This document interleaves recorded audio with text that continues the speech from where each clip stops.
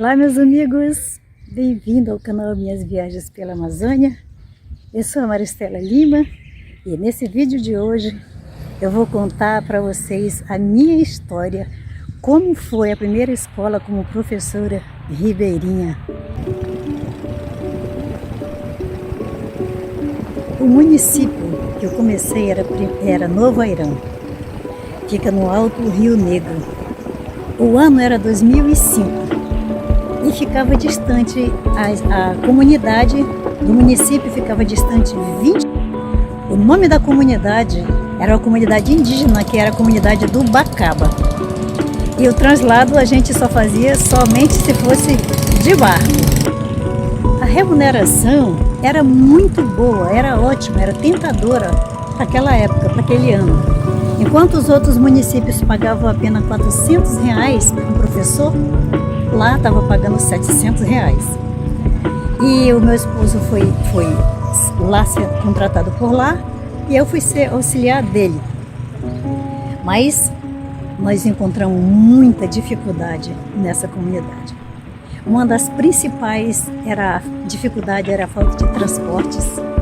A energia que era movida lá, a energia era movida a motor, né, motor de diesel. Eles ligavam esse motor 7 da noite e desligavam 10 da noite.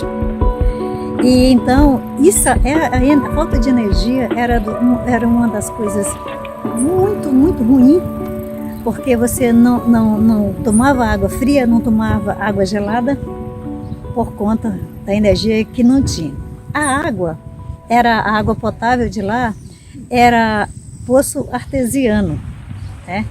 E então o transporte que levava esses professores para essa comunidade, para as comunidades e também para o município, o meio de transporte também era lá o barco, que era feito uma única vez por mês. Uma vez por mês o barco vinha, pegava todos os professores e deixava no município de Novo Airão durante uma semana para o professor comprar suas provisões, e depois o barco vinha deixando cada professor na sua comunidade, e depois ele só retornava com 30 dias depois para buscar esse professor novamente.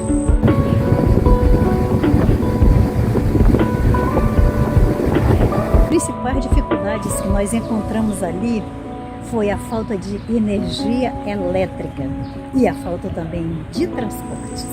Esse bichinho se chamava mosquito da malária. E lá tinha 2 tipos de mosquito, que era o vivax e o falcípero, quase que é falcípero o nome que dá. E essa é a mais perigosa ainda do que a vivax. E lá, querido, a malária, ela não perdoa, não dispensa ninguém. Você pode usar cortinado, você pode usar repelente, mas o maligno do mosquito, ele vai te alcançar de algum jeito. E também outra dificuldade, agora na malária, falando ainda da malária, existia assim um posto que existia um agente de saúde, e quando você estava com esse sintoma da malária, eles detectavam e eles levavam isso daí para o município de Novo Airão. 15 dias depois eles vinham com o resultado, eles te passavam o remédio ali era gratuito, mas quando vinha o resultado você já estava muito doente, muito mesmo doente. Na época não existia barcos escolares para buscar os alunos para trazer para a escola. Naquela época, cada aluno se virava como podia. Existia uma aluna, que era 3 meninas, elas saíam da casa dela 4 horas da madrugada para chegar 7 horas na escola. Todos os dias essas meninas remavam, porque aqui tem um transporte que chama de rabeta, mas eles não tinham rabeta. Eles tinham uma canoa e remos, elas remavam para poder chegar ali na escola. No final da tarde, ela fazia o percurso tudo de volta remando. Eu achava uma força assim muito grande e eu sempre falava para elas: tomara que vocês possam alcançar grandes objetivos.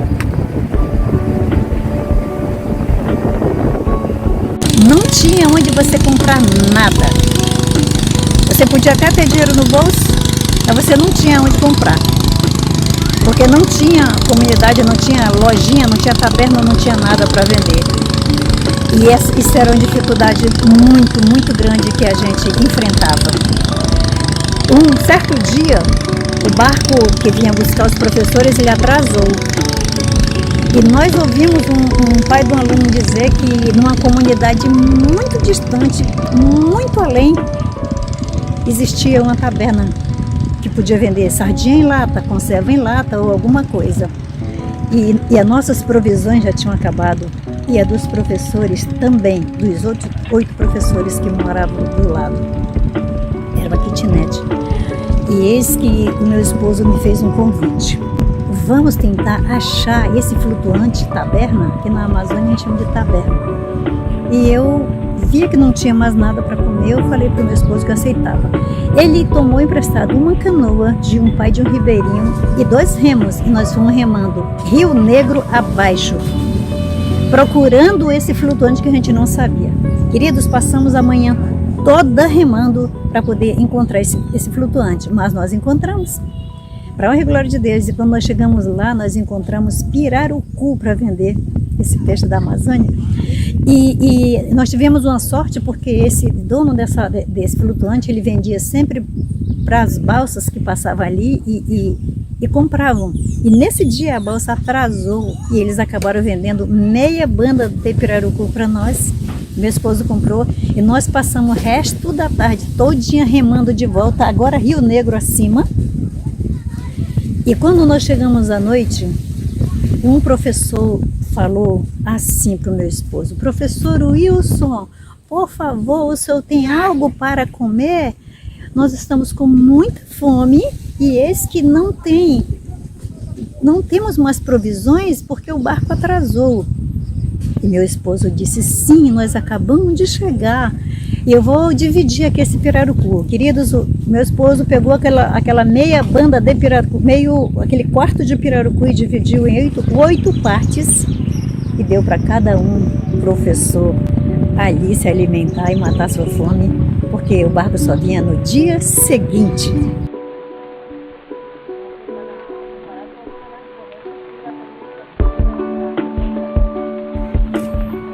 O que mais marcou foi a necessidade dos alunos em não terem lápis, cadernos, e os professores, quando iam receber na cidade, compravam esse material para doar para os alunos.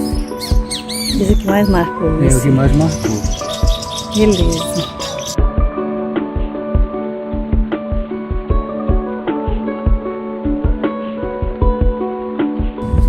No dia que o médico da Marinha estava lá, por coincidência, meu esposo conseguiu comprar uma matrinchã, que é um peixe delicioso daqui da Amazônia, que eu adoro. E meu esposo ia passando com a matrinchã para assar e o médico da Marinha disse: nossa, que peixe lindo é esse? E meu esposo foi e convidou o médico para comer lá em casa. Queridos, foi um dia de muita vergonha que eu passei. Por quê? Todos os dias as crianças iam na nossa porta pedir alimento, arroz, feijão, açúcar e etc. Eu não sei ter uma coisa e dizer que eu não tenho aquela coisa. Então eu vou doando, e ia doando para os bichinhos, que era uma comunidade muito carente. E o médico chegou lá em casa e foi para o almoço, ele aceitou o almoço, e eu fiquei com vergonha e eu falei: doutor, me desculpe que nós não temos um arroz, nós não temos aqui um feijão, nós não temos salada, não temos nada, apenas a farinha e o peixe.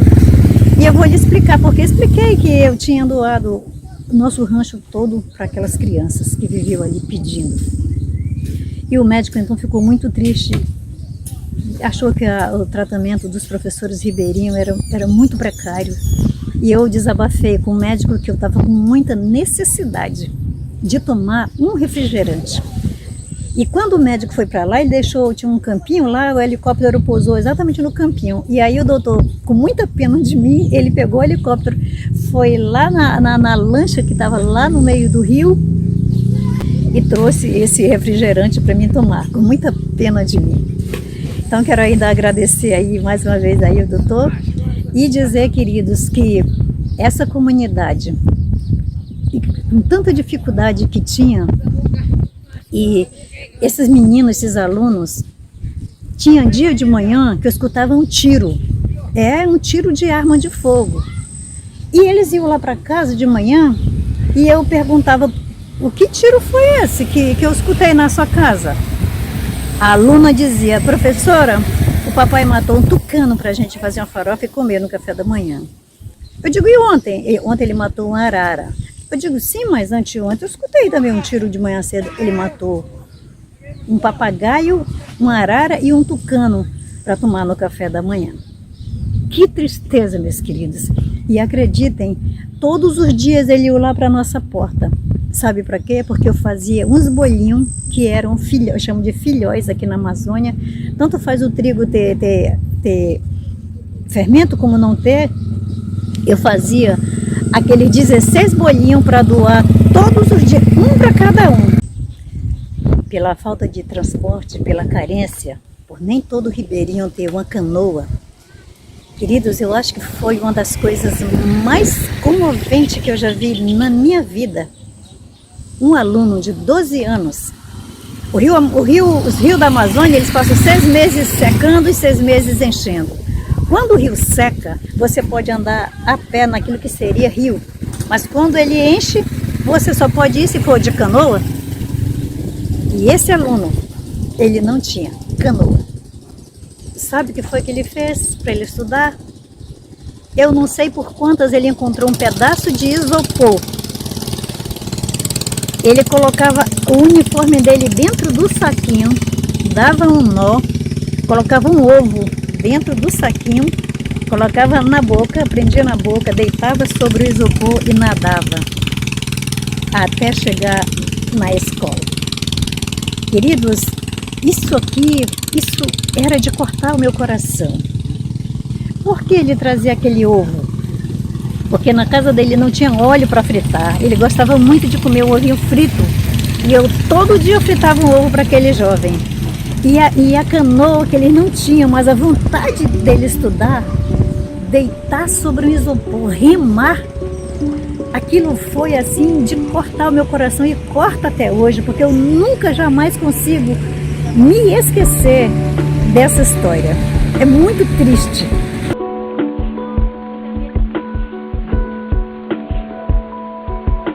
E para finalizar essa comovente história, estava eu um dia em casa, os alunos chegaram gritando, professora, professora, professor Wilson está morto. E eu saí correndo com os alunos, cheguei na sala de aula, já estava cheio de professores, já estava cheio de alunos e todo mundo apavorado. Meu esposo estava debruçado na mesa, desmaiado, mas não estava morto. E aí, queridos, naquele dia, eu conversei com ele depois que ele se reanimou, depois que ele voltou em si. Eu conversei com ele e falei para ele que era hora da gente pedir fazer a nossa rescisão e sair dali daquela comunidade. Porque eu vi a hora, ele ou eu morrer por conta de tanta malária. Malária, querido, que você andava de 4, porque você, tão fraco que você estava, vomitando pelos 4 cantos da casa, dor de cabeça, calafrios. É uma doença muito, muito terrível que quando ela te ataca. E esse dia eu chamei meu esposo, depois que ele melhorou lá, eu disse para ele que era a hora da gente sair de lá, antes que a gente morresse realmente, como os alunos estavam dizendo que ele estava morto. Meu esposo realmente decidiu que a gente ia sair de lá. E ele tinha uma casa no Novo Remanso, porque eu estava começando esse meu relacionamento com esse professor, meu casamento estava muito novo com o professor. Eu estava vivendo com ele há poucos meses. E ele falou que ele tinha uma casinha no Novo Remanso. E eu falei para ele, então é para lá que nós vamos. E é aí que eu vou contar o segundo vídeo da segunda escola que eu passei como professora ribeirinha. E vai ficar essa para o próximo vídeo, beleza? Queridos, se você gostou desse vídeo, deixa aí os seus comentários, deixa o seu like, compartilhe. Esse é mais um vídeo de minhas viagens pela Amazônia. E olha, não esquece, toda quinta tem novo vídeo para você. Grande abraço!